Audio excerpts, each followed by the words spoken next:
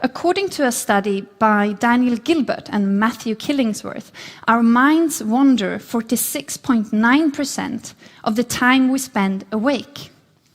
So our thoughts are automatic. They have a life of their own. And to create happiness by just controlled positive thinking, I think it's hard, if not even impossible. And I think it's time that we start talking more about this. How can we take positive action, actually making the change in our lives?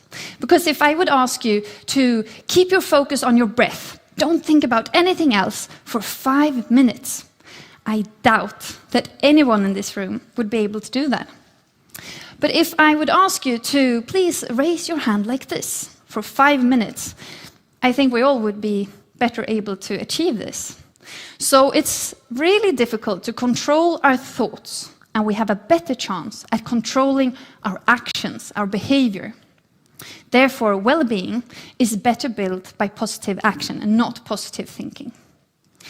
Also, we tend to look at ourselves as if we're these objective, rational beings that perceive situations in this objective manner, and we process information almost like a computer. I just take information in.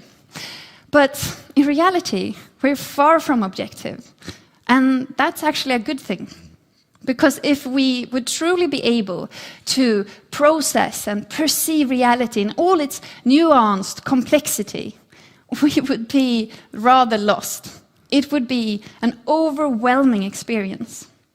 So therefore, our brain have evolved several cognitive biases that helps us categorize and prioritize and sort information, making it more easy for us to navigate. But these cognitive biases, this sorting and prioritizing, is really affecting how we perceive life, how we perceive different situations. And I'd like us to explore this further in a little thought experiment. So I invite you all to think back at the last time that you had an evaluative conversation with your boss or manager. And I'm quite sure that you got to hear a lot of good things. Things like how you contribute to the workplace. But I'm also quite sure that you got to hear something that you can improve with yourself, with your performance. And once you leave this conversation, what do you think that your brain thinks is the most prioritized information? All the things that you do really good, or the one thing that you should be improving? Well, if you're somewhat like me, it would definitely be the latter. And this doesn't really have anything to do with how my brain works. This is actually a pattern that's been shown among people. For example, Teresa Amabile is a professor at Harvard Business School. She did a diary study where she got to read people's diaries to explore how they experience everyday life. And she saw a pattern that the negative effect of a setback was more than twice as strong as the positive effect of a success. And the same thing goes with money, that we feel way worse about losing an amount of money than we feel happy about gaining the same amount.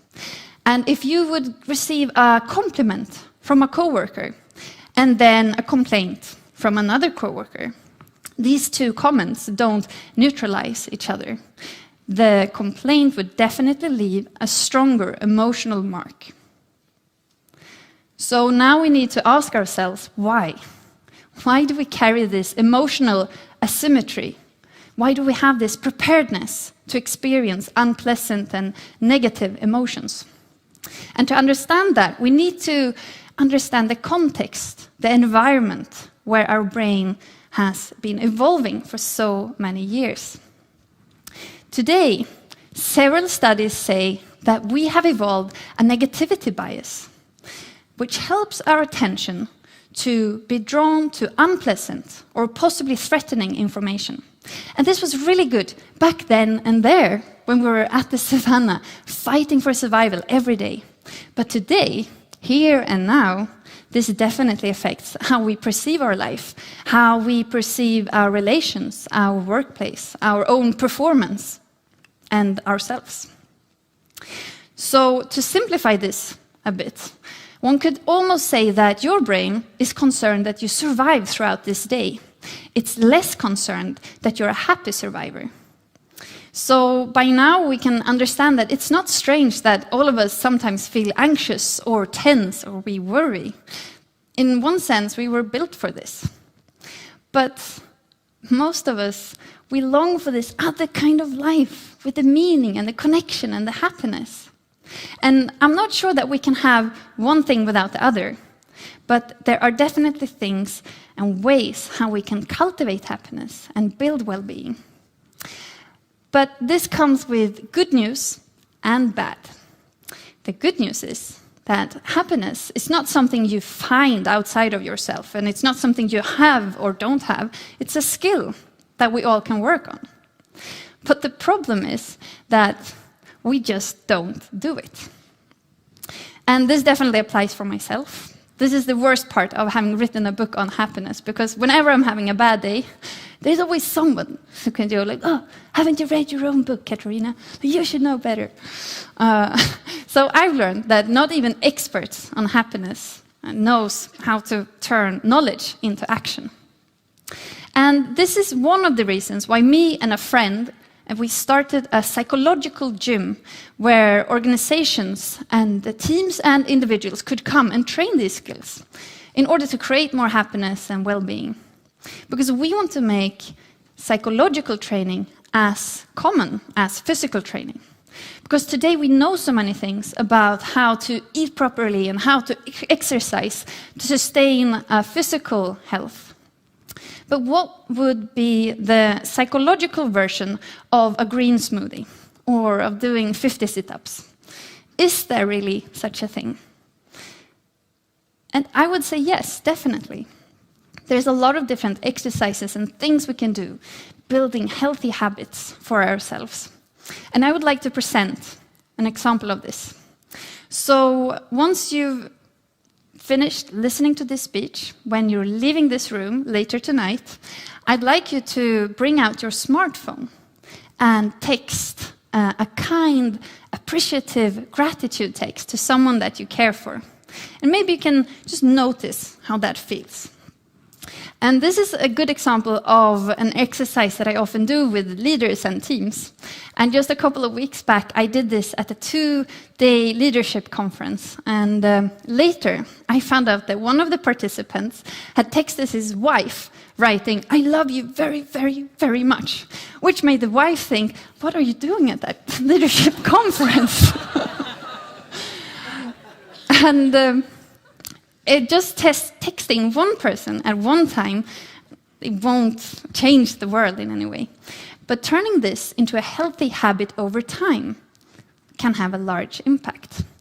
And to dedicate this habit to caring for your relationships might be one of the most powerful actions that you can take when it comes to happiness. So this might be the green smoothie that you've all been waiting for. According to several studies, having functioning relationships is as important, if not even more important, as exercising well and having a good diet. And this can even help us live longer.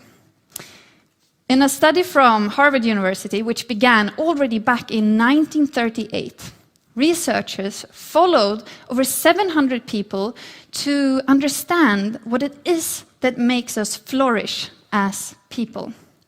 So they followed these participants for decades, and in 2012, the results came.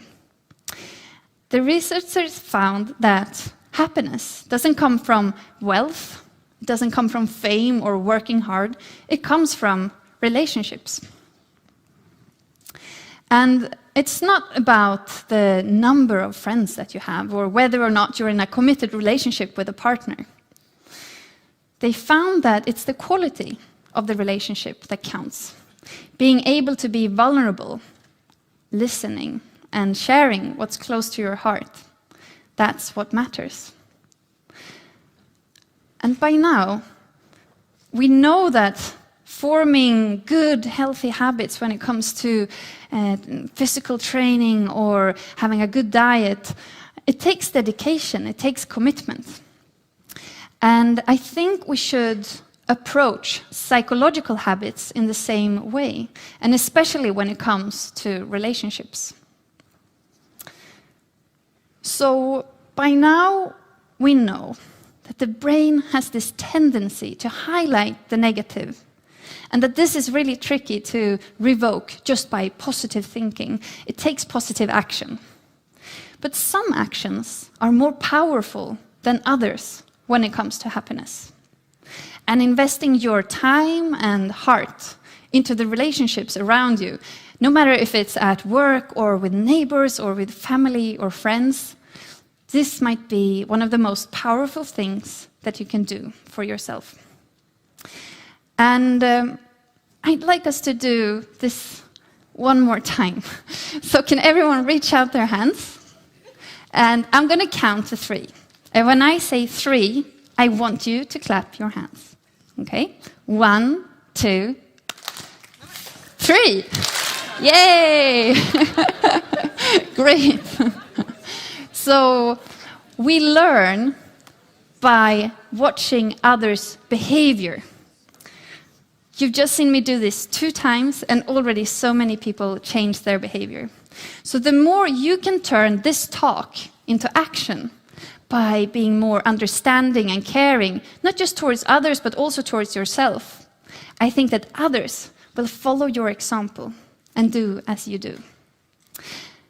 And the people outside of this building, they won't know what just happened. They won't know what changed. But we know that it was here, in this talk, that everything started.